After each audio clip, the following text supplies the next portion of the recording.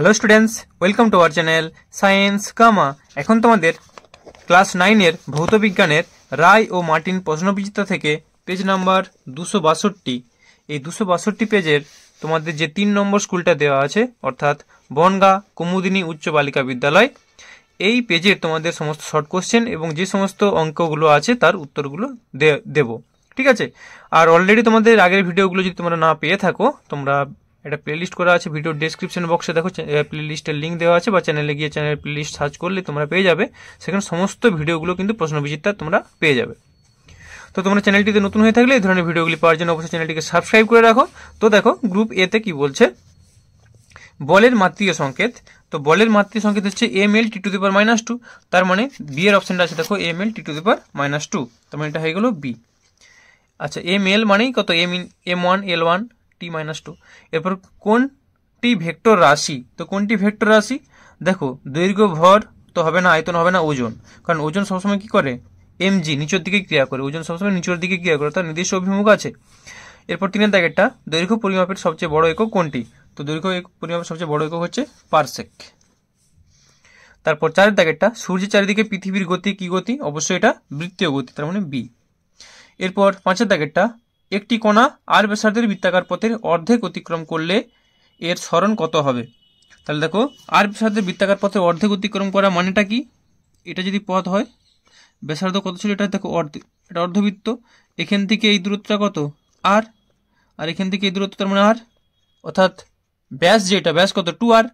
তাহলে এখান থেকে গেছে একটা কণা, এখানে পৌঁছালো, তা সরণ কত? সরণ হচ্ছে 2r, তাই না? সরণ মানে সরলরৈখিক দূরত্বটা, তার মানে অ্যান্সার হবে ডি এরটা।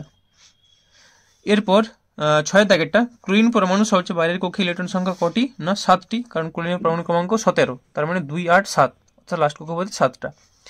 পরমাণু নিউক্লিয়াসে থাকে কোনটা? অবশ্যই প্রোটন এবং নিউট্রন উভয়ে।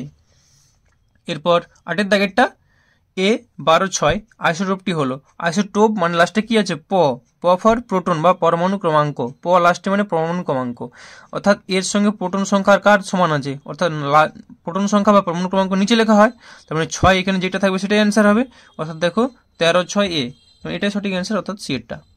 আশা করি বুঝতে পেরেছো। এরপর চলো গ্রুপ বি। গ্রুপ বি হচ্ছে প্রথমে 2-এর দাগের 1-একটা, ঘনকোণের একক লেখো। তো ঘনকোণের একক হচ্ছে স্টেরেডিয়ান, স্টেরেডিয়ান।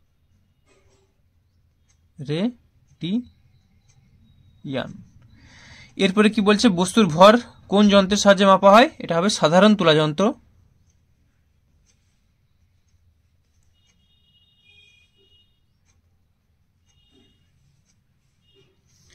তারপরে অথবাটা 1 অ্যাংস্ট্রম সমান কত মিটার? তো 1 অ্যাংস্ট্রম সমান 10⁻10 মিটার। তারপরে কোশ্চেন, 1 ডাইন সমান কত নিউটন? তো 1 ডাইন সমান 10⁻5 নিউটন। যেহেতু 1 নিউটন সমান 10⁵ ডাইন, তো এটা -5 হয়ে যাবে ঘুরিয়ে দিলে।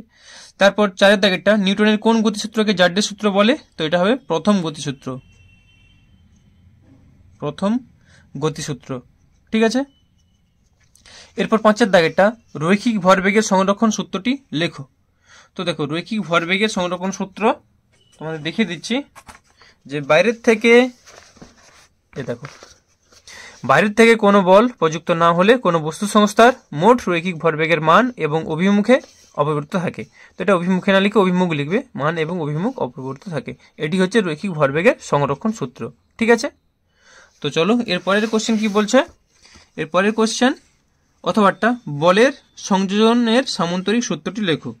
অর্থাৎ ভেক্টর যোগের সামন্তরিক সূত্র বা বলের সংযোজনের সামন্তরিক সূত্র একই জিনিস। তো ভেক্টর যোগের সামন্তরিক সূত্র বা এটা দেখে নাও। এটা লিখবে, একটি বিন্দু থেকে ক্রিয়াশীল দুটি বলের মান ও অভিমুখ যদি ওই বিন্দু থেকে অঙ্কিত সামন্তরিকের দুটি সন্নিহিত বাহু দ্বারা প্রকাশ করা যায়, তাহলে ওই বিন্দু থেকে অঙ্কিত সামন্তরিকের কর্ণ লব্ধি বলের মান ও অভিমুখ প্রকাশ করবে। তো এটা হচ্ছে এর অ্যান্সার। তো চলো এর পরের কোশ্চেন কি আছে। এরপর হচ্ছে 6-এর দাগেরটা, নিউট্রনবিহীন একটি মৌলের নাম লেখো। তো নিউট্রনবিহীন একটি মৌলের নাম হলো কি না, সাধারণ হাইড্রোজেন।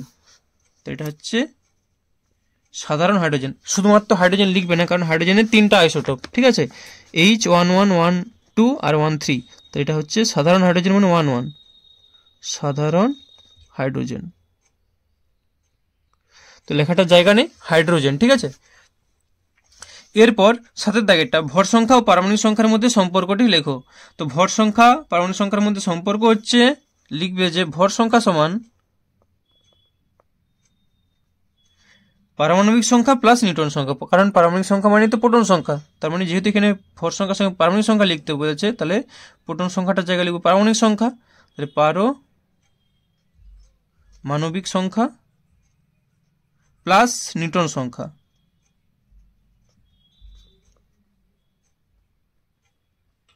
এটা হচ্ছে এদের সম্পর্ক, ঠিক আছে।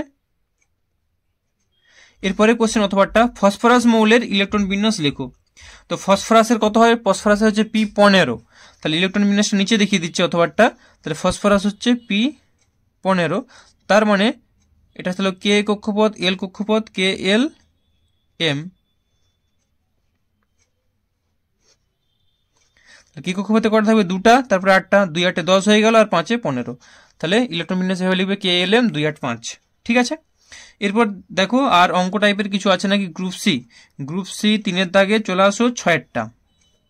238 ইউরেনিয়াম 238 92, পরমাণুটিতে ইলেকট্রন প্রোটন নিউট্রন সংখ্যা কত, এতে 3টি নিউট্রন কম থাকলে এর চিহ্ন কি হবে। তো অ্যান্সারটা দেখে নাও তোমরা।